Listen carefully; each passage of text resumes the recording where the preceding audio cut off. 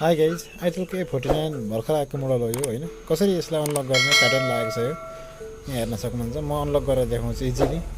यसरी नै अनलक गर्न सकिन्छ। भर्खर आएको मोडल हो आइटेलको A49 मोडल हो। त्यसको लागि सबभन्दा पहिला यसलाई स्विच अफ गरौँ। स्विच अफ गर्नलाई पावर थिचेँ मैले, स्विच अफ भयो। जब स्विच अफ हुन्छ यो भोल्युम डाउन, यो जुन छ डाउनलाई र यो पावरलाई यहाँनिर हामीले प्रेस गर्नुपर्छ। जस्तो म त सुरुमा यो पावरमा लाउँछु हात र थिचेँ, मैले भोल्युम डाउनलाई पनि थिचेँ। अब अन भयो, पावरलाई छोडिदिउँ, भोल्युम डाउनलाई कन्टिन्यू प्रेस गरिराख्ने एकछिनसम्म, यसलाई नछोडिकिने।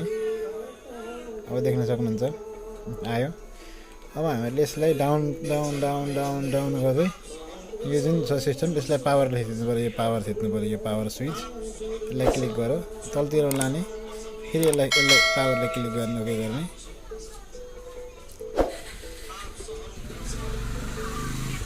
यो नयाँ मोडल हो, रिसेट हुँदैछ।